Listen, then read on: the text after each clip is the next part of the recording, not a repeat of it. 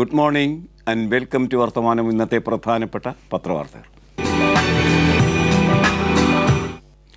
Thiruvananthapuram Cotton Hill school ഇന്നലെ ഏറ്റവും വലിയ ഒരു ക്രമപ്രശ്നമായി അസംബ്ലിയിൽ മാറിത്തീരുകയുണ്ടായി. അസംബ്ലി മുന്നോട്ട് കൊണ്ടുപോകാൻ കഴിയാത്തവണ്ണം ഇന്നലെ പിരിച്ചുവിടലിന് കാരണമായി തീർന്ന നിദാനമായി തീർന്നത് അവിടെയുള്ള പ്രധാന അധ്യാപികയുടെ സ്ഥലം മാറ്റം എന്ന പ്രശ്നമായിരുന്നു. പ്ലേ സ്കൂൾ മുതൽ +2 വരെ 6000 കുട്ടികൾ പഠിക്കുന്ന ഏഷ്യയിലെ തന്നെ ഏറ്റവും വലിയ പെൺപള്ളിക്കൂടമാണ് കോട്ടൺ ഹിൽ സ്കൂൾ. ഏറ്റവും നല്ല റിസൾട്ട് ഉൽപ്പാദിപ്പിക്കുന്ന സർക്കാർ സ്ഥാപനവുമാണ് അവിടെ. അത്തരമൊരു സാഹചര്യത്തിൽ അത്തരമൊരു സ്കൂളിൽ നടക്കുന്ന പ്രശ്നങ്ങൾ നിയമസഭയിൽ പ്രക്ഷുബ്ധമാകുന്നത് സ്വാഭാവികം. കേരള കൗമുദി ആ വാർത്ത ലീഡ് വാർത്തയാക്കിയിരിക്കുന്നത് കാണുക. നിയമസഭ കലങ്ങി, പിന്നീട് പിരിഞ്ഞു. ദളിത് അധ്യാപികയുടെ സ്ഥലം മാറ്റം. പ്രതിഷേധം കത്തി പടരുകയാണ്. സ്ഥലം മാറ്റപ്പെട്ട ഹെഡ് മിസ്ട്രസ് ക്യാൻസർ രോഗിയാണ് എന്ന് കേരള കൗമുദി പറയുന്നു. വ്യത്യസ്തമായ അഭിപ്രായങ്ങൾ അക്കാര്യത്തിലുണ്ട്. അഹന്തയോടെ പെരുമാറിയത് കൊണ്ടാണ് അധ്യാപികയെ സ്ഥലം മാറ്റിയത് എന്ന് വകുപ്പ് മന്ത്രി അബ്ദുൾ റബ്ബ് പറയുകയും ചെയ്തിരിക്കുന്നു. ഇതൊക്കെയാണ് ഇന്ന് ഈ വാർത്തയുമായി ബന്ധിപ്പിച്ച് കേരള കൗമുദി ലീഡ് വാർത്തയിലൂടെ പങ്കുവയ്ക്കുന്നത്. വാർത്തയുടെ വിശദാംശങ്ങൾ കാണുക. പഴയകാല ജന്മിത്വ ഗർവിനെ അനുസ്മരിപ്പിക്കും വിധം പട്ടികജാതിക്കാരിയും ക്യാൻസർ രോഗിയുമായ ഗവൺമെൻറ് കോട്ടൺ ഹിൽ സ്കൂളിലെ പ്രധാന അധ്യാപിക ഊർമിള ദേവിയെ സർക്കാർ സ്ഥലം മാറ്റിയത് വ്യാപകമായ പ്രതിഷേധത്തിന് വഴിവെക്കുന്നു എന്നാണ് ഈ വാർത്ത പറയുന്നത്. ഇതേ സംബന്ധിച്ച് പ്രതിപക്ഷ നേതാവിൻ്റെ അഭിപ്രായം പ്രാധാന്യത്തോടെ കേരള കൗമുദി തരുന്നു. അതിങ്ങനെ: ഊർമിള ദേവിയെ പ്രതികാര ബുദ്ധിയോടെ സ്ഥലം മാറ്റിയ നടപടി റദ്ദാക്കണം. ഗുരുതരമായ രോഗത്തിന് ചികിത്സ നടത്തിക്കൊണ്ടിരിക്കുന്ന പട്ടികജാതിക്കാരി കൂടിയായ പ്രധാന അധ്യാപികയെ സ്ഥലം മാറ്റിയത് ചട്ടങ്ങൾക്ക് വിരുദ്ധമായാണ് എന്ന് VS അച്യുതാനന്ദൻ്റെ പ്രസ്താവന കേരള കൗമുദി തരുന്നു. എന്നാൽ അരി തിന്നതിന് ശേഷം ആശാരിച്ചിയെ കടിച്ചതിന് ശേഷവും മുറുമുറുക്കുന്ന നായയെ പോലെ ഹെഡ് മിസ്ട്രസിൻ്റെ വീഴ്ചയാണ് എല്ലാത്തിനും കാരണം എന്ന് പറയുന്നു വകുപ്പ് മന്ത്രി അബ്ദുൾ റബ്ബ്. അതിങ്ങനെ: ഹെഡ് മിസ്ട്രസ് വീഴ്ച വരുത്തി. ഓഡിറ്റോറിയത്തിൽ VIP-കളെ സ്വീകരിച്ചിരുത്താൻ ഹെഡ് മിസ്ട്രസ് ശ്രമിച്ചില്ല. പരിപാടി നിശ്ചയിച്ച സമയത്ത് സ്കൂൾ ഓഫീസിൽ മദർ PTA-യിൽപ്പെട്ടവരുമായി അവർ ചർച്ചയിലായിരുന്നു. സെക്യൂരിറ്റി ഗാർഡുകളില്ലായിരുന്നു. ഗേറ്റ് അടഞ്ഞു കിടന്നു. ഇതൊക്കെയാണ് വകുപ്പ് മന്ത്രി അബ്ദുൾ റബ്ബിൻ്റെ ആക്ഷേപങ്ങൾ. ഏതായാലും ഇതേ സംബന്ധിച്ച വിവാദം കത്തി പടരുകയാണ്. യുവജന സംഘടനകളും വിദ്യാർത്ഥി സംഘടനകളും ഭരണപ്രതിപക്ഷ ഭേദമന്യേ ഇക്കാര്യത്തിൽ മന്ത്രിയുടെ തീരുമാനത്തിനെതിരെ രംഗത്ത് വരിക കൂടി ചെയ്തിരിക്കുന്നു. അത് എല്ലാ പത്രങ്ങളും ഗൗരവമായിട്ടാണ് തന്നിരിക്കുന്നത്. മംഗളം എന്ന പത്രവും ഈ വാർത്ത തന്നെ ലീഡാക്കുന്നു. പ്രതിഷേധത്തിന് മുന്നിൽ ഗേറ്റടച്ച് സർക്കാർ എന്ന ശീർഷകത്തിലാണ് മംഗളം ആ വാർത്ത നമുക്ക് എത്തിക്കുന്നത്. വിമർശിച്ചതിനാണ് സ്ഥലം മാറ്റം എന്ന് മംഗളം സ്ഥിരീകരിക്കുകയും ചെയ്യുന്നു. ക്ലാസുകൾ മുടക്കി സ്കൂളിൽ ചടങ്ങ് സംഘടിപ്പിച്ചതിനെതിരെ പ്രതികരിച്ച പ്രധാന അധ്യാപികയെ സ്ഥലം മാറ്റിയ സംഭവം നിയമസഭയിലും പുറത്തും കോളിളക്കം സൃഷ്ടിച്ചെങ്കിലും കുലുക്കമില്ലാതെ സർക്കാർ കോട്ടൺ ഹിൽ ഗവൺമെൻറ് സ്കൂളിലെ പട്ടികജാതിക്കാരിയായ പ്രധാന അധ്യാപികയെ സ്ഥലം മാറ്റിയതിൽ പ്രതിഷേധിച്ച് പ്രതിപക്ഷ നിയമസഭ സ്തംഭിപ്പിച്ചു.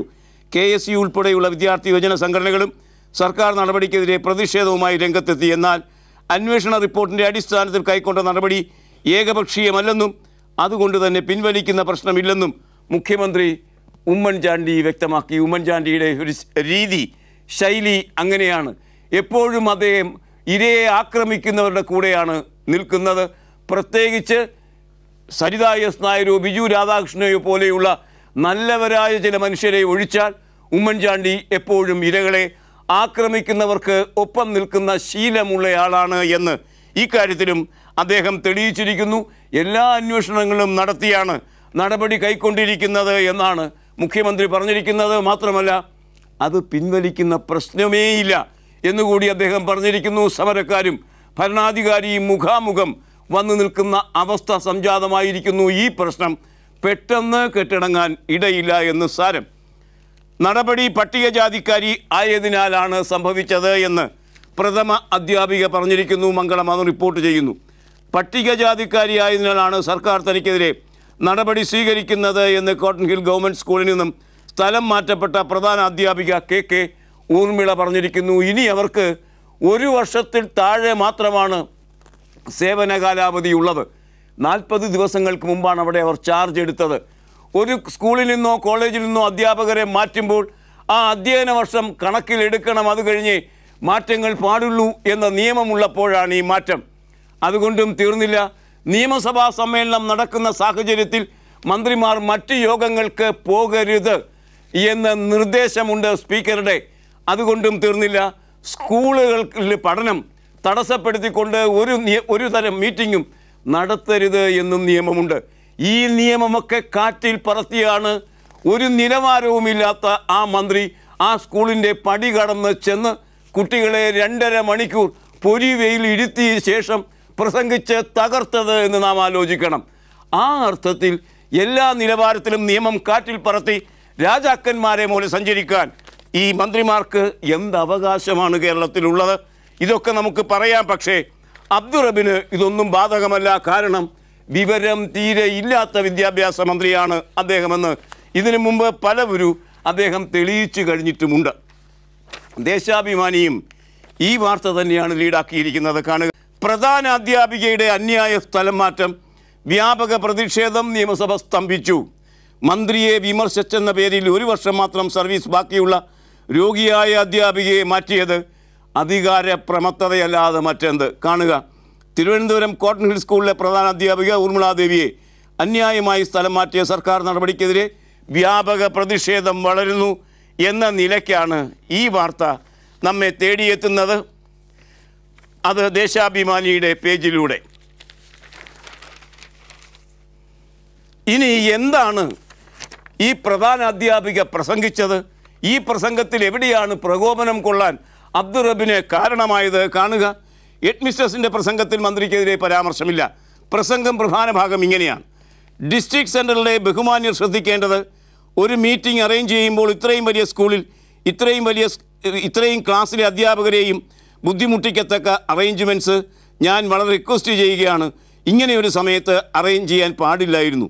എങ്കിലും ഞാൻ ഇംഗ്ലീഷ് അധ്യാപകരെയും ഇംഗ്ലീഷിൻ്റെ പുരോഗമനത്തെയും ഞാൻ ഹൃദയം നിറഞ്ഞ് ആശംസിക്കുന്നു. സ്കൂളിൽ വിദ്യാർത്ഥികളുടെ ക്ലാസ് സമയം നഷ്ടപ്പെടുത്തുന്ന രീതിയിൽ മീറ്റിങ്ങുകൾ സംഘടിപ്പിക്കരുതെന്ന് വളരെ നല്ല ഭാഷയിലാണ് ഹെഡ്മിസ്ട്രസ് പറഞ്ഞത്. ഈ പറഞ്ഞതാണ് മന്ത്രിക്ക് പിടിക്കാതെ പോയത്. കാണുക, നല്ല വാക്കുകൾ പിടിക്കാത്ത ഒരു മന്ത്രിയാണ് ടിയാൻ എന്ന് ഇപ്പോൾ നമുക്ക് മനസ്സിലാകുന്നുണ്ടല്ലോ. ഏതായാലും വളരെ പെട്ടെന്ന് 15 ദിവസത്തിനകത്ത് വിശദീകരണം നൽകണം എന്ന് പറഞ്ഞ് നോട്ടീസ് നൽകി 3-ാം ദിവസം അവരെ സ്ഥലം മാറ്റി. അതുകൊണ്ടും തീർന്നില്ല. സ്ഥലം മാറ്റിയിടത്തേക്ക് പുതിയ അധ്യാപിക വന്ന് നിറഞ്ഞു കഴിഞ്ഞിരിക്കുന്നു. കാണുക, ഇതിനിടെ കോട്ടൺ ഹിൽ സ്കൂളിൽ പുതിയ പ്രഥമാധ്യാപിക ചുമതലയേൽക്കുകയും ചെയ്തു. മോഡൽ സ്കൂളിലെ അധ്യാപിക സുജനയാണ് ഇന്നലെ വൈകുന്നേരത്തോടെ ചുമതല ഏറ്റത് എന്ന് നഗരവിശേഷം പേജിൽ മാധ്യമം റിപ്പോർട്ട് ചെയ്യുന്നു. ഇനി സ്ഥലം മാറ്റപ്പെട്ട പ്രഥമ അധ്യാപിക, നിഷേധിക്കപ്പെട്ട അധ്യാപിക എന്താണ് ചെയ്യാൻ പോകുന്നത്? മെട്രോ മനോരമയുടെ 1-ാം വാർത്ത അതാണ്. ശിക്ഷാ നടപടിയെ നിയമപരമായി നേരിടും എന്ന് പ്രിൻസിപ്പൽ. സ്കൂൾ പരിപാടികൾക്ക് എത്തുമ്പോൾ മന്ത്രിമാരെ ഗേറ്റിൽ സ്വീകരിക്കണമെന്ന് വിദ്യാഭ്യാസ വകുപ്പിലെ ആരും പറഞ്ഞിട്ടില്ല എന്നും പ്രിൻസിപ്പൽ ഊർമിള പറയുന്നു. അത് ഇങ്ങനെ: സ്കൂളിലെ ചടങ്ങിന് വൈകിയെത്തിയ മന്ത്രിയെ പ്രസംഗത്തിൽ വിമർശനത്തെ തുടർന്ന് സ്ഥലം മാറ്റ നടപടിക്ക് വിധേയയായ Cotton Hill school principal headmistress K Urmila Devi ശിക്ഷാ നടപടിയെ നിയമപരമായി തന്നെ നേരിടും. അതിൻ്റെ ഭാഗമായി അവർ ട്രൈബ്യൂണലിൽ കേസ് കൊടുക്കുകയും ചെയ്തിട്ടുണ്ട് എന്നാണ് ഈ വാർത്തകൾ പറയുന്നത്.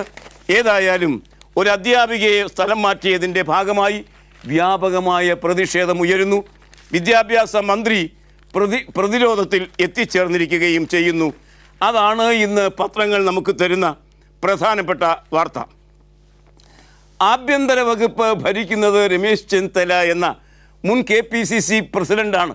ഭരിക്കുന്നത് എന്നൊന്നും പറയാനാവില്ല.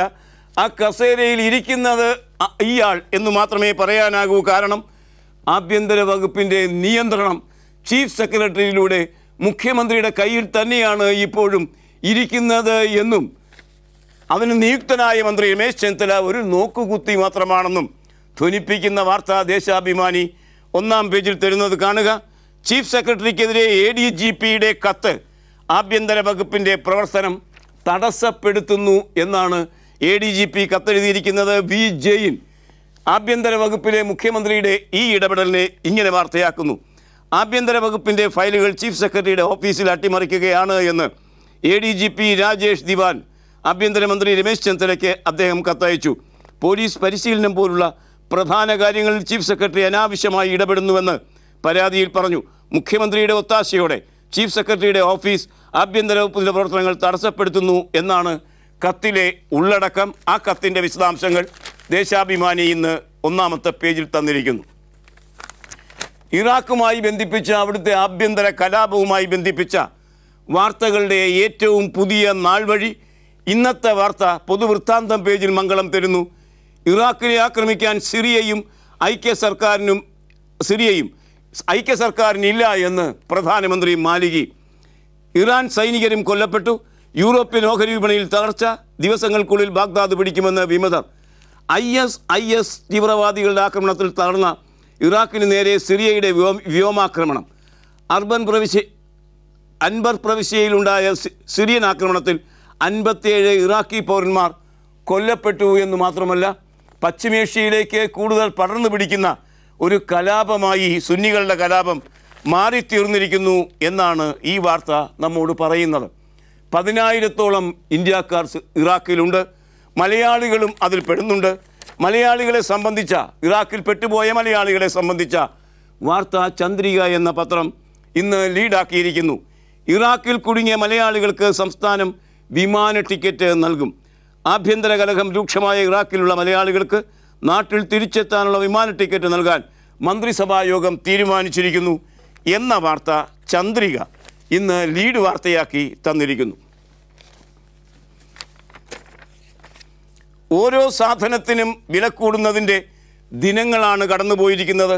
ഡീസലിന് വില കൂടി, പഞ്ചസാരയ്ക്ക് വില കൂടി, റെയിൽവേ യാത്രാ നിരക്ക് കൂടി, ചരക്ക് കൂലി കൂടി. അങ്ങനെ വില കൂട്ടുന്ന കാര്യത്തിൽ ഒരു വില കൂട്ടൽ മഹോത്സവം തന്നെ കഴിഞ്ഞ ആഴ്ച നടക്കുകയുണ്ടായി. ഇതെല്ലാം മോദി സർക്കാരിൻ്റെ നടപടിയാണ്. ഇന്നലെ പാചകവാതകത്തിൻ്റെയും മണ്ണെണ്ണയുടെയും വില കൂട്ടലിനെ സംബന്ധിച്ച വാർത്ത നമ്മെ തേടിയെത്തിയിരുന്നു. BJPക്ക് പോലും അത് സഹിക്കാനായില്ല. മഹാരാഷ്ട്രയിലെ BJPയും ശിവസേനയും ഇതിനെ എതിർത്ത് രംഗത്ത് വരികയും ചെയ്തു. അതിന് ഒരു മാറ്റം വന്നിരിക്കുന്നു. മലയാള മനോരമ എന്ന പത്രത്തിലെ ഒന്നാമത്തെ വാർത്ത അതാണ്. പാചകവാതക മണ്ണെണ്ണ വില കൂട്ടില്ല എന്ന സർക്കാർ നിലപാടാണ്. ഏറ്റവും പുതിയതായി മനോരമ നമുക്ക് തരുന്നത് അതിങ്ങനെ. BV ബിനു ദില്ലിയിൽ നിന്ന് റിപ്പോർട്ട് ചെയ്യുന്നു. നിയമസഭാ തെരഞ്ഞെടുപ്പുകളുടെ പശ്ചാത്തലത്തിൽ പാചകവാതക, പ്രകൃതിവാതക, മണ്ണെണ്ണ വില വർധനയ്ക്കുള്ള നീക്കത്തിൽ നിന്ന് കേന്ദ്ര സർക്കാർ പിന്മാറി. മഹാരാഷ്ട്ര, ഹരിയാന, ദില്ലി, ജാർഖണ്ഡ് നിയമസഭാ തെരഞ്ഞെടുപ്പുകൾ അടുത്തു വരുന്ന സാഹചര്യത്തിലാണ് വിലക്കയറ്റത്തിന് ഇടയാക്കുന്ന തീരുമാനങ്ങൾ വേണ്ടെന്ന് കേന്ദ്രമന്ത്രിസഭ തീരുമാനിച്ചത്. റെയിൽവേ യാത്രാ നിരക്ക് വർധനയ്ക്കെതിരെ ഉയർന്ന പ്രതിഷേധത്തെ തുടർന്ന് കഴിഞ്ഞ ദിവസം ഭാഗികമായി ചില ഇളവുകൾ അനുവദിക്കുകയും ചെയ്തിരിക്കുന്നു. തല്ലും പിന്നെ ഒരു തലോടലും എന്ന നിലയ്ക്ക് തെരഞ്ഞെടുപ്പ് ആസന്നമായിരിക്കുന്നത് കൊണ്ട് പാചകവാതകത്തിൻ്റെയും മണ്ണെണ്ണയുടെയും വില ഇപ്പോൾ കൂട്ടുന്നില്ല. 3 മാസത്തിന് ശേഷം അതെല്ലാം ചെയ്തോളും എന്നതാണ് മോഡി സർക്കാരിൻ്റെ നിലപാട് എന്ന് ഈ പത്രവാർത്ത നമ്മോട് പറയുന്നു. ബീഹാറിൽ ഒരു തീവണ്ടി പാളം തെറ്റി 5 പേർ മരിച്ചു. മരണസംഖ്യ ഇനി ഉയർന്നേക്കാം. മാവോയിസ്റ്റ് അട്ടിമറി എന്ന സംശയം ഉള്ള അതേ സംബന്ധിച്ച് അന്വേഷണം നടക്കുന്നു. ഇതൊക്കെയാണ് ഇന്നലെ ദൃശ്യമാധ്യമങ്ങൾ തന്ന വാർത്തയെങ്കിൽ ആ വാർത്ത ഇന്ന് അച്ചടി മാധ്യമം തരുന്നു. ജന്മഭൂമി എന്ന പത്രത്തിലൂടെ ബീഹാറിൽ ട്രെയിൻ പാളം തെറ്റി 5 മരണമെന്ന ശീർഷകത്തിലാണ് ആ വാർത്ത ജന്മഭൂമിയുടെ ഒന്നാം പുറത്തിലൂടെ നമ്മെ തേടിയെത്തുന്നത്. വിശദാംശങ്ങൾ ഇപ്രകാരമാണ്.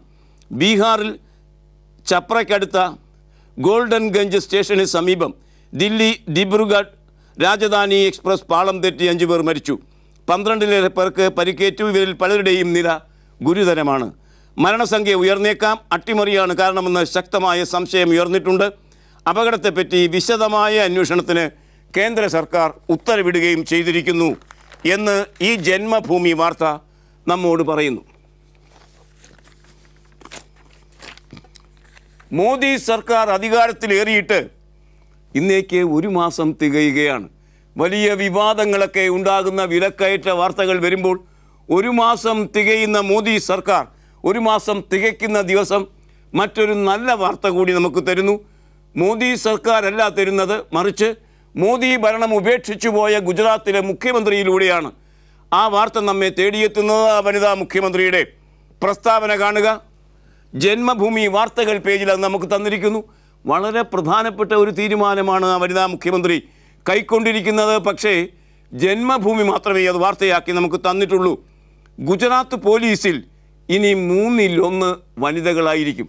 വനിതാ സംരക്ഷണം 1/3 നൽകണം എന്ന തീരുമാനം നിലനിൽക്കുമ്പോൾ, ഒരുപക്ഷെ പലയിടത്തും അത് അംഗീകരിക്കപ്പെടാതെ ഇരിക്കുമ്പോൾ കാണുക, ഗുജറാത്തിലെ പോലീസിൽ ഇനി 1/3 വനിതകളായിരിക്കുമെന്നാണ് ഈ ജന്മഭൂമി വാർത്ത നമ്മോട് പറയുന്നത്. വാർത്തയുടെ വിശദാംശങ്ങൾ ഇങ്ങനെ: ഗുജറാത്തിൽ പോലീസ് സേനയിൽ വനിതകൾക്ക് 33% സംവരണം. മുഖ്യമന്ത്രി ആനന്ദിബെൻ പട്ടേലാണ് ഇക്കാര്യം അറിയിച്ചത്. സമൂഹത്തിൽ സ്ത്രീകളുടെ ഉന്നമനത്തിന് ഇത്തരം പദ്ധതികൾ നടപ്പാക്കേണ്ടത് അനിവാര്യമാണ് എന്നുകൂടി അവർ പറഞ്ഞിരിക്കുന്നു. അവരുടെ ചിത്രമടക്കമാണ് ഈ നല്ല വാർത്ത ഇന്ന് ജന്മഭൂമിയുടെ പേജിലൂടെ നമ്മെ തേടിയെത്തുന്നത്. കേരളത്തിൽ 7 കോളേജുകൾക്ക് സ്വയംഭരണം അവകാശം നൽകി കഴിഞ്ഞിരിക്കുന്നു. 2 സർക്കാർ കോളേജുകളുടെ കാര്യം ഇപ്പോഴും അനിശ്ചിതത്വത്തിൽ തുടരുമ്പോൾ മാധ്യമത്തിൻ്റെ ലീഡ് വാർത്ത കാണുക: 7 കോളേജുകൾക്ക് സ്വയംഭരണം. മഹാരാജാസ് കോളേജിൻ്റെ കാര്യത്തിൽ റിപ്പോർട്ട് തേടി. പരീക്ഷയും പാഠ്യപദ്ധതി തയ്യാറാക്കലും കോളേജുകൾക്ക് നേരിട്ട് നടത്താമെന്ന് പറയുമ്പോൾ യൂണിവേഴ്സിറ്റിക്ക് അക്കാര്യത്തിൽ വലിയ പങ്കൊന്നും ഉണ്ടാകില്ല. അതാണ് സ്വയംഭരണത്തിൻ്റെ അർത്ഥം. സംസ്ഥാനത്ത് ആദ്യമായി സ്വയംഭരണ കോളേജുകൾ വരുന്നു. സ്വകാര്യ മേഖലയിലാണ്. സംസ്ഥാനത്ത് ആദ്യമായി 7 എയ്ഡഡ് കോളേജുകൾക്ക് UGCയുടെ സ്വയംഭരണ പദവി. എറണാകുളം മഹാരാജാസ് കോളേജിന് സ്വയംഭരണം നൽകുന്നതിനെതിരെ ഇടതുപക്ഷ അധ്യാപക സംഘടനയും SFIയും നൽകിയ പരാതിയിൽ UGC കോളേജ് പ്രിൻസിപ്പലിൽ നിന്ന് റിപ്പോർട്ട് തേടിയിരിക്കുന്നു. 8 കോളേജുകളുടെ പരിശോധനാ റിപ്പോർട്ടാണ് കഴിഞ്ഞ ദിവസം ദില്ലിയിൽ ചേർന്ന UGC എക്സിക്യൂട്ടീവ് കമ്മിറ്റി പരിഗണിച്ചത്. 7 കോളേജുകൾക്ക് സ്വയംഭരണ അവകാശം നൽകി കഴിഞ്ഞിരിക്കുന്നു എന്നാണ് ഈ മാധ്യമം വാർത്ത, ലീഡ് വാർത്ത നമ്മോട് പറയുന്നത്. പ്രതിരോധ മേഖലയിൽ 100% വിദേശ നിക്ഷേപം അംഗീകരിച്ച് കഴിഞ്ഞിരിക്കുന്നു പുതിയ മോദി മന്ത്രിസഭ. ആ തീരുമാനത്തെ രാജ്യദ്രോഹപരമായ തീരുമാനമെന്നാണ് മുൻ പ്രതിരോധ മന്ത്രി AK ആൻ്റണി വിശേഷിപ്പിച്ചിരിക്കുന്നത്. ആ വാർത്തയും വീക്ഷണവും പേജിൽ മാതൃഭൂമിയും തന്നിരിക്കുന്നു. അതിങ്ങനെ: പ്രതിരോധ മേഖലയിലെ 100% വിദേശ നിക്ഷേപം രാജ്യദ്രോഹം.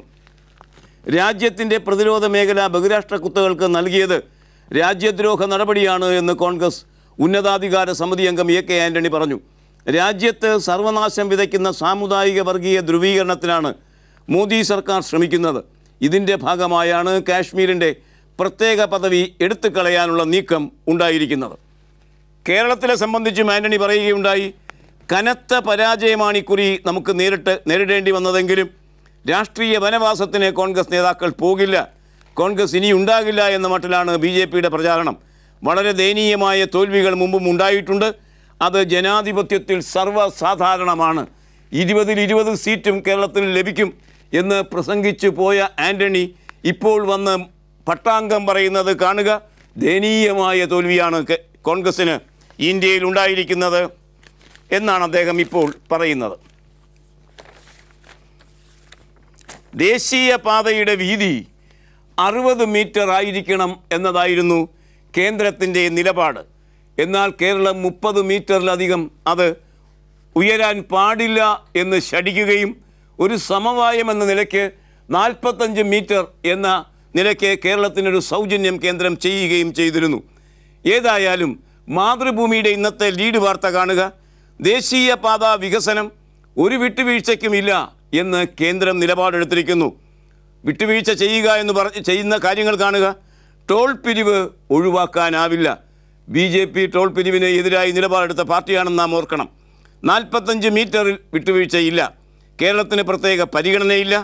1 മാസത്തിനകം നിലപാട് കേന്ദ്രത്തെ അറിയിക്കണം എന്നുകൂടി കേന്ദ്ര ഗതാഗത മന്ത്രി ഗഡ്കരി പറഞ്ഞിരിക്കുന്നു. PK മണികണ്ഠൻ ദില്ലിയിൽ നിന്നാണ് ആ വാർത്ത റിപ്പോർട്ട് ചെയ്യുന്നത്. ദേശീയപാത വികസനത്തിൽ കേന്ദ്ര സർക്കാർ നിലപാട് കർക്കശമാക്കി. ടോൾ പിരിവ് ഒഴിവാക്കിയുള്ള ദേശീയപാത വികസനം സാധ്യമല്ല എന്ന് കഴിഞ്ഞ ദിവസം നടന്ന ദേശീയപാത വികസന അവലോകന യോഗത്തിൽ കേന്ദ്ര ഉപരിതല ഗതാഗത മന്ത്രി നിതിൻ ഗഡ്കരി വ്യക്തമാക്കി. 1 മാസത്തിനുള്ളിൽ സംസ്ഥാന സർക്കാരിനോട് നിലപാട് വ്യക്തമാക്കാൻ ആവശ്യപ്പെട്ട് മന്ത്രി നിതിൻ ഗഡ്കരി മുഖ്യമന്ത്രി ഉമ്മൻചാണ്ടിക്ക് കത്തയക്കും. 80% ഭൂമി ഏറ്റെടുത്ത് നൽകിയില്ലെങ്കിൽ ദേശീയപാത വികസിപ്പിക്കില്ല. പുനരധിവാസ പാക്കേജിന് കേരളത്തിന് മാത്രമായി പ്രത്യേക പരിഗണന നൽകില്ല എന്നും മന്ത്രി വ്യക്തമാക്കിയതോടെ ദേശീയപാത വികസനം കേരളത്തെ സംബന്ധിച്ചിടത്തോളം ഒരു കീറാമുട്ടിയായി തീർന്നിരിക്കുന്നു എന്നാണ് മാതൃഭൂമിയുടെ ഈ ലീഡ് വാർത്ത ഇന്ന് നമ്മോട് പറയുന്നത്. തെരഞ്ഞെടുപ്പിൽ തോറ്റ പാർട്ടിയുടെ നേതാക്കൾ ചോദ്യം ചെയ്യപ്പെടും എന്നത് സ്വാഭാവികം. കോൺഗ്രസിലും CPM-ലും CPI-ലുമൊക്കെ ഇതാണ് ഇപ്പോൾ നടക്കുന്നത്. എന്നാൽ കോൺഗ്രസിൽ നടക്കുന്ന ഈ ചോദ്യം ചെയ്യലിൻ്റെ ഒരു സാമ്പിൾ ഇന്ന് പത്രങ്ങൾ തന്നിരിക്കുന്നു. മലയാള മനോരമ വർത്തമാനം പേജിൽ തരുന്ന വാർത്ത കാണുക. രാഹുൽ ശൈലിക്കെതിരെ കോൺഗ്രസ് നേതാക്കളും രംഗത്ത് വന്നിരിക്കുന്നു. തെരഞ്ഞെടുപ്പ് നടത്തണം, പക്ഷേ രാഹുൽ ഗാന്ധി അനുവർത്തിക്കുന്ന ശൈലിയിൽ അത് വേണ്ട എന്ന് കേരളത്തിലെ യൂത്ത് കോൺഗ്രസ് നേതാവ് ഡീൻ കുര്യാക്കോസ് തന്നെ പ്രഖ്യാപിച്ചിരിക്കുന്നു. ആ പ്രഖ്യാപനത്തിന് പിന്തുണ പ്രഖ്യാപിച്ച് രമേശ് ചെന്നിത്തല എന്ന കോൺഗ്രസ് മന്ത്രിയും രംഗത്ത് വന്നിരിക്കുന്നു. രാഹുൽ ഗാന്ധി പിന്തള്ളപ്പെടുന്നു.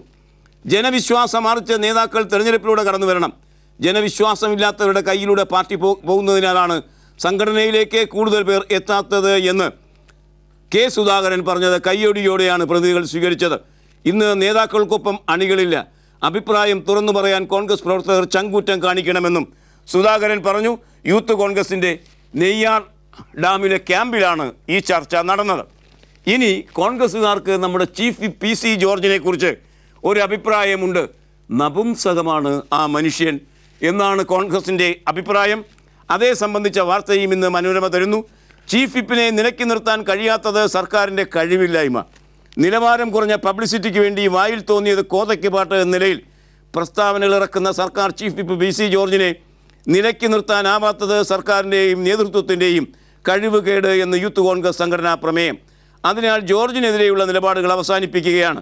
ഭയം കൊണ്ടല്ല, തണ്ടിക്കൊക്കാത്ത കൃമികളോട് തായം കളിക്കാൻ താല്പര്യമില്ലാത്തത് കൊണ്ടാണ് ജോർജിനെതിരെയുള്ള വിമർശനം മുന്നോട്ട് കൊണ്ടുപോകാൻ ആ വിമർശനം നിർത്തിക്കളയുന്നത് എന്ന് കോൺഗ്രസ് പറയുമ്പോൾ PC ജോർജിൻ്റെ ഗതികേട് എത്ര ആഴത്തിലുള്ളതാണ് എന്ന് നാം ഓർക്കണം. ഒടുവിൽ ലോഡ് ഷെഡിങ് ഇന്ന് അവസാനിക്കുകയാണ്. വെള്ളിയാഴ്ച വരെ അത് തുടരും എന്നായിരുന്നു ലോഡ് ഷെഡിങ്ങിൻ്റെ പര്യായ പദമായ ആര്യാടൻ മുഹമ്മദ് എന്ന മന്ത്രി പറഞ്ഞത്. പക്ഷേ അത്രത്തോളം പോയില്ല. ലോഡ് ഷെഡിങ് ഇന്ന് തന്നെ പിൻവലിക്കും. ഇന്നുകൂടി ഉണ്ടാകും. ഓർമ്മപ്പെടുത്തി ഇന്ന് പിൻവലിക്കുന്നു. വർത്തമാനം പുറത്ത് മലയാള മനോരമ പേജ് ആ വാർത്ത തരുന്നു. ലോഡ് ഷെഡിങ് ഇന്നുകൂടി മാത്രം. സംസ്ഥാനത്ത് ലോഡ് ഷെഡിങ് ഇന്നുകൂടി മാത്രം. നാളെ മുതൽ വൈകിട്ട് ലോഡ് ഷെഡിങ് ഉണ്ടായിരിക്കുകയില്ല. കാരണം ശബരിഗിരിയിൽ വൈദ്യുതോൽപാദനം പുനരാരംഭിച്ചു. അത് 5 ദിവസം നേരത്തെ പുനരാരംഭിച്ചത് കൊണ്ട് മാത്രമാണ് ഇത് സംഭവിച്ചത്. അല്ലാതെ വകുപ്പ് മന്ത്രിയുടെ കഴിവുകേട് കൊണ്ടും ഒന്നും അല്ല എന്നുകൂടി ഈ വാർത്തയിൽ മനോരമ നമ്മോട് പറയുന്നു. BJPയുടെ അധ്യക്ഷൻ രാജ്നാഥ് സിംഗ് ആയിരുന്നു. അദ്ദേഹം മന്ത്രിയായി എന്ന് പറഞ്ഞാൽ പേരിനൊരു സ്ഥാനം എന്നാണ് അർത്ഥം. പണിയൊക്കെ ശ്രീമാൻ മോദി തന്നെ നോക്കിക്കൊള്ളും. അപ്പോൾ ഇനി BJPയുടെ നേതാവായതായിരിക്കും. ഇനി പാർട്ടി നേതാവ് ആര്? അതേ സംബന്ധിച്ച വാർത്ത മംഗളം അതിൻ്റെ പൊതുവൃത്താന്തം പേജിൽ തരുന്നത് കാണുക. അമിത്ഷായെ ആക്കാനാണ് മോദിക്ക് താല്പര്യം. ഷായെ അധ്യക്ഷനാക്കാൻ മോദി, പക്ഷേ RSSന് അക്കാര്യത്തിൽ അതൃപ്തിയുണ്ട് എന്ന വാർത്തയാണ് മംഗളം തരുന്നത്. വാർത്തയുടെ വിശദാംശങ്ങൾ KN അശോക് ദില്ലിയിൽ നിന്ന് റിപ്പോർട്ട് ചെയ്യുന്നത് ഇങ്ങനെ. BJPയുടെ UPയിലെ മിന്നുന്ന വിജയത്തിന് കാരണക്കാരനായ അമിത്ഷായെ പാർട്ടി അധ്യക്ഷനാക്കാനുള്ള നരേന്ദ്രമോദിയുടെ നീക്കത്തിൽ RSSന് അതൃപ്തി വന്നിരിക്കുന്നു എന്നാണ് ഈ മംഗളം വാർത്ത നമ്മോട് പറയുന്നത്. ആത്മപരിശോധനയിലൂടെയാണ് എല്ലാ പാർട്ടികളും, പ്രത്യേകിച്ച് തൊപ്പിയിട്ട പാർട്ടികൾ കടന്നുപോകുന്നത്. CPMൻ്റെ ഒരു ആത്മപരിശോധനാ ചിത്രം ഇന്ന് മെട്രോ വാർത്ത അതിൻ്റെ അവസാന പുറത്ത് തന്നിരിക്കുന്നു. CPM ഉത്തരമേഖല റിപ്പോർട്ടിംഗാണ്. സമരങ്ങളൊന്നും ഗുണം ചെയ്തില്ല, പാർട്ടി പൊളിച്ചു പണിയണം പറയുന്നത്. പാർട്ടിക്കും മുന്നണിക്കും ലഭിക്കേണ്ട വോട്ടുകൾ ലഭിച്ചില്ല എന്ന് പറയുന്നത് പാർട്ടിയുടെ പോളിറ്റ് ബ്യൂറോ അംഗം S രാമേന്ദ്രൻ പിള്ളയാണ്. KP സജീവൻ ആ വാർത്ത റിപ്പോർട്ട് ചെയ്യുന്നു കോഴിക്കോട് നിന്ന്. UDF അങ്ങേയറ്റം ദുർബലമായിട്ടും പാർട്ടി നടത്തിയ ബഹുജന സമരങ്ങളൊന്നും തെരഞ്ഞെടുപ്പിൽ ഗുണം ചെയ്തില്ല എന്ന് പോളിറ്റ് ബ്യൂറോ അംഗം S രാമേന്ദ്രൻ പിള്ള. സോളാറും സരിതയടക്കമുള്ള വിഷയങ്ങളും ലോക്സഭാ തെരഞ്ഞെടുപ്പിൽ വലിയ നേട്ടമുണ്ടാക്കും എന്ന് കരുതിയാണ് സെക്രട്ടേറിയറ്റ് ഉപരോധമടക്കമുള്ള സമരങ്ങൾ പാർട്ടി നേതൃത്വം കൊടുത്തത്. എന്നാൽ സമരത്തിനപ്പുറത്ത് വിഷയം ജനങ്ങളിൽ വോട്ടാക്കുന്നതിൽ പാർട്ടി പരാജയപ്പെട്ടു. ഇത്തരം സമരങ്ങളൊന്നും പാർട്ടിയുടെ സ്വാധീനം വർദ്ധിപ്പിക്കാൻ പോലും സാധിച്ചില്ല. പാർട്ടി സംവിധാനങ്ങൾ അടിമുടി മാറണമെന്നും പൊളിച്ചു പണിയേണ്ട സമയമായിരിക്കുന്നുവെന്നും S രാമേന്ദ്രൻ പിള്ള പറഞ്ഞതായാണ് ഈ മെട്രോ വാർത്ത റിപ്പോർട്ട് നമ്മോട് പറയുന്നത്. പ്രമുഖ അഭിഭാഷകൻ ഗോപാൽ സുബ്രഹ്മണ്യം മലയാളിക്ക് തികച്ചും ചിരപരിചിതനായ ആളാണ്. കാരണം പത്മനാഭസ്വാമി ക്ഷേത്രത്തിലെ സുപ്രീം കോടതി അയച്ച അമിക്കസ് ക്യൂറിയായിരുന്നു അദ്ദേഹം. അദ്ദേഹത്തെ സുപ്രീം കോടതി ജഡ്ജിയാക്കണമെന്ന് സുപ്രീം കോടതി തന്നെ ആവശ്യപ്പെട്ടിരുന്നു. അതിനെ സംബന്ധിച്ച് വിവാദാത്മകമായ വാർത്തകൾ വരുമ്പോൾ കേരള കൗമുദിയുടെ ദേശാന്തരം പേജ് കാണുക, ജഡ്ജിയാവാനില്ല എന്ന് ഗോപാൽ സുബ്രഹ്മണ്യം. കേന്ദ്ര സർക്കാരിനുള്ള എതിർപ്പ് കണക്കിലെടുത്ത് സുപ്രീം കോടതി ജഡ്ജിയായി ഉയർത്തണമെന്ന കൊളീജിയത്തിൻ്റെ ശുപാർശയിൽ നിന്ന് തന്നെ ഒഴിവാക്കണമെന്ന് പ്രമുഖ അഭിഭാഷകൻ Gopal Subramaniam chief justice RM ലോധയ്ക്ക് അപേക്ഷ നൽകിക്കഴിഞ്ഞിരിക്കുന്നു. മോദി സർക്കാരിന് തീരെ അഭിമതനായ ഒരാളല്ല ഗോപാൽ സുബ്രഹ്മണ്യം. അതുകൊണ്ട് തന്നെ സർക്കാർ അതിനെ എതിർത്തു. അതൊരു IB റിപ്പോർട്ടിൻ്റെ അടിസ്ഥാനത്തിലാണത്രേ. ഏതായാലും ഗോപാൽ സുബ്രഹ്മണ്യം അന്തസ്സുയർത്തി പിടിച്ചുകൊണ്ട് തന്നെ താൻ ആ പണിക്ക് ഇല്ല എന്ന് സർക്കാരിനോട് പറഞ്ഞ് സുപ്രീം കോടതിയോട് കത്തയച്ചിരിക്കുന്നു. ഈ വാർത്ത judges list Gopal Subramaniam opts out എന്ന ശീർഷകത്തിൽ ഇന്ന് ഹിന്ദു ലീഡ് വാർത്തയാക്കിയിരിക്കുന്നു. അത്രയും പ്രാധാന്യവും പ്രസക്തിയും ഹിന്ദു എന്ന ദേശീയ പത്രം ഈ വാർത്തയ്ക്ക് നൽകിയിട്ടുണ്ട്. ഇനി ഇന്നത്തെ മുഖലേഖനങ്ങൾ. ഇറാഖിൽ ആഭ്യന്തര യുദ്ധം മുന്നേറുമ്പോൾ അത് വീണ്ടും പടർന്നു പിടിക്കുമ്പോൾ ഇറാഖിനെ കുറിച്ച് പ്രകാശ് കാരാട്ടിൻ്റെ ഒരു ലേഖനം ദേശാഭിമാനിയുടെ എഡിറ്റ് പേജിൽ നമുക്ക് ഇന്ന് വായിക്കാം. അതിങ്ങനെ സാമ്രാജ്യത്വം സൃഷ്ടിച്ച ദുരന്തമാണ് ഇറാഖിൻ്റെ കഷ്ടകാലമുണ്ടാക്കിയിരിക്കുന്നത്. പ്രതിസന്ധിയുടെ വേദനകളിലാണ് ഇറാഖ്. കഴിഞ്ഞ ആഴ്ചകളിൽ ഇസ്ലാമിക സ്റ്റേറ്റ് ഓഫ് ഇറാഖ് ആൻഡ് അൽ-ഷാംസ് രാജ്യത്തെ രണ്ടാമത്തെ വലിയ നഗരമായ മൊസൂളും ഉത്തര പശ്ചിമ ഇറാഖിലെ മറ്റ് നഗരങ്ങളും പിടിച്ചെടുത്തു. അവിടെ നടക്കുന്ന കാര്യം ഇതാണ്. ഇറാഖിലെ ആഭ്യന്തര ലഹളയും ഇപ്പോൾ ഉടലെടുത്ത സംഘർഷത്തിൻ്റെ അടിസ്ഥാന കാരണമായ സുന്നി ഷിയ വിഭാഗങ്ങൾ തമ്മിലുള്ള വിഭാഗീയ പോരും അമേരിക്കൻ സാമ്രാജ്യത്വത്തിൻ്റെയും മേഖലയിലെ അമേരിക്കൻ നയങ്ങളുടെയും സൃഷ്ടിയാണ്. 2003 അന്നത്തെ അമേരിക്കൻ പ്രസിഡന്റ് ജോർജ് ബുഷിൻ്റെ ഉത്തരവ് പ്രകാരം നടത്തിയ ഇറാഖ് അധിനിവേശത്തിൻ്റെയും 8 വർഷം തുടർന്ന അധിനിവേശ യുദ്ധത്തിൻ്റെയും ഫലമാണ് വിഭാഗീയ കൂട്ടക്കൊലകളും ചാവേർ ആക്രമണങ്ങളും സായുധ തീവ്രവാദ സംഘടനകളുടെ വളർച്ചയും. അതിൻ്റെ ഒരു അവസ്ഥയാണ് ഇപ്പോൾ ഇറാഖ് നമ്മോട് പറയുന്നത് എന്ന് പ്രകാശ് കാരാട്ട് ഈ ലേഖനത്തിൽ പറയുന്നു. ഇനി ഇന്നത്തെ കാട്ടു. വിദേശ ബാങ്കുകളിലേക്ക് നാടുകടന്ന ഇന്ത്യൻ പണം തിരിച്ചു പിടിക്കാൻ കഴിയുമോ? തിരിച്ചു പിടിക്കാൻ കഴിയും എന്ന് BJP പറയുമ്പോൾ നമുക്ക് ഈ കാർട്ടൂണൊന്ന് കാണാം. സ്വിസ് ബാങ്കിലെ 14,000 കോടി രൂപ പിടിക്കാൻ ധനമന്ത്രി ജെയ്റ്റ്ലി കഴിഞ്ഞ ദിവസം കത്തയച്ചു. ഈ കത്തിലൂടെ കള്ളപ്പണ ഖജനാവ് തുറക്കാം എന്ന് വീമ്പടിക്കുന്ന ജെയ്റ്റ്ലിയെ സുരേന്ദർ കാർട്ടൂണാക്കി ഹിന്ദു ഇന്ന് നമുക്ക് തരുന്നു. ഇനി ഇന്നത്തെ ചിത്രം. അധ്വാനത്തിന് അനന്തമായ ശരീരഭാഷകളുണ്ട്. മത്സ്യബന്ധനം സവിശേഷ താളവും മേളവുമുള്ള ഒരു അധ്വാന മണ്ഡലമാണ്. ഈ ചിത്രം കാണുക. ഇത് കടലിലേക്ക് കുളിക്കാനായി ചാടുന്നവരല്ല, മറിച്ച് കപ്പൽ വള്ളത്തിൽ മീൻ പിടിക്കാൻ പോകുന്ന മത്സ്യത്തൊഴിലാളികൾ തിരുവനന്തപുരം വലിയതുറ പാലത്തിൽ നിന്ന് ചാടുന്ന ചിത്രമാണ് നാം കാണുന്നത്. സുഭാഷ് കുമാരപുരം പകർത്തിയ ഈ ചിത്രം സിറ്റി കൗമുദി പേജാണ് നമുക്ക് തന്നിരിക്കുന്നത്. ഈ ചിത്രത്തോടെ ഇന്നത്തെ വർത്തമാനം സമാപിക്കുകയാണ്. Nice day, good by.